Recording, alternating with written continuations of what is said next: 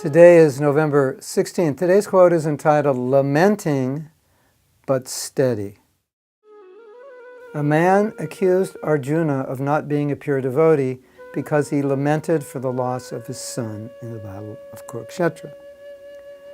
Prabhupada replied that it is natural to lament the death of one's own son, but the proof that Arjuna is a pure devotee is that he did not waver in his duty to fight.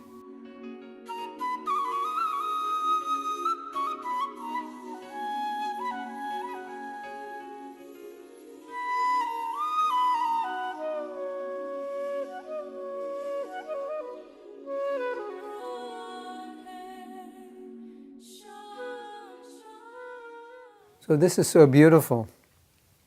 We often hear that the pure devotee doesn't lament. And we know from our experience there are many lamentable things in this world, especially if we lose someone who's very near and dear to us.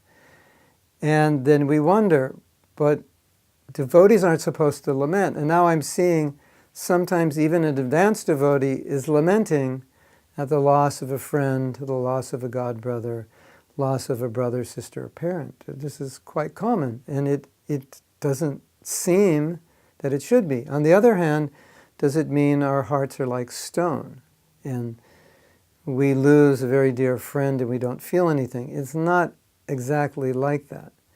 Now you might say, but Krishna said Arjuna was lamenting for what was not worthy of grief. So Krishna's making an instruction that the body is temporary, it's not worth lamenting for because the soul never dies. Okay, that's a philosophical truth. But in real life, we miss that person. Even the pure devotee will feel separation. And Prabhupada felt deep separation from his spiritual master. Every disciple feels deep separation. We all felt deep separation from Prabhupada.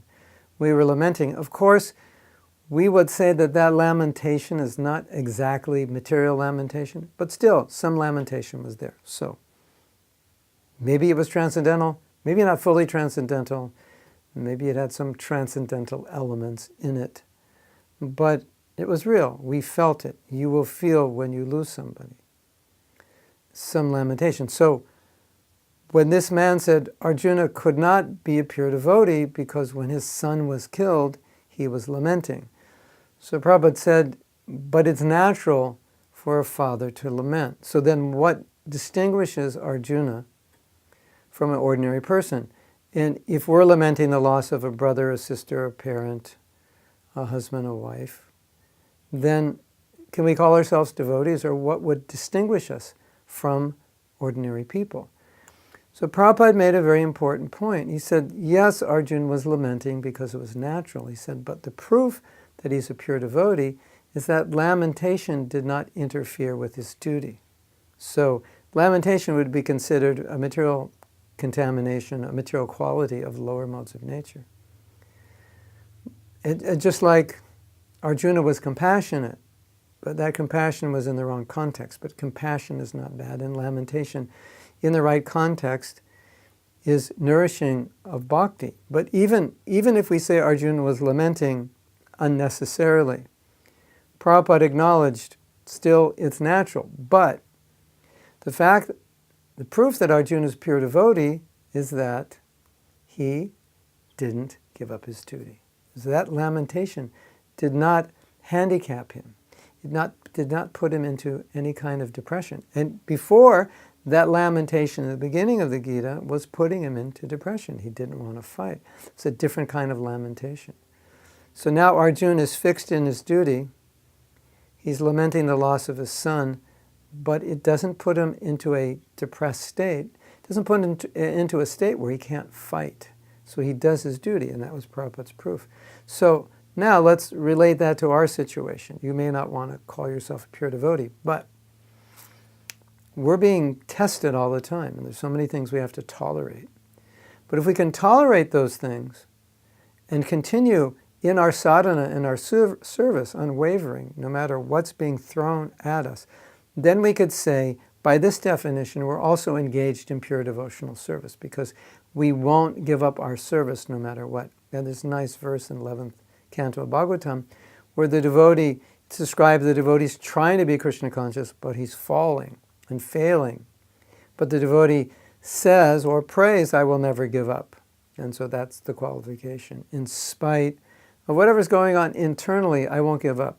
And that's our qualification, because in the beginning of Krishna consciousness, we are going to be tested. There are going to be things to tolerate. There are going to be people to forgive. In a higher state, we wouldn't have to tolerate. We would be transcendental. We wouldn't have to forgive. No one would disturb us. But in this state where we are being disturbed, if we can remain steady in our service, then we can say we're engaged in pure devotional service, or at least we're evolving or advancing in our Krishna consciousness to the point that external situations won't deter us from our bhakti. So I love this story.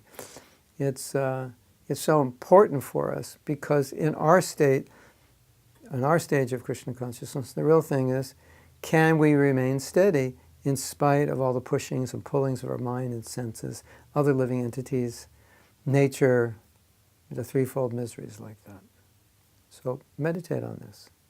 Don't ever allow external conditions to sway you from your focus and your determination in devotional service.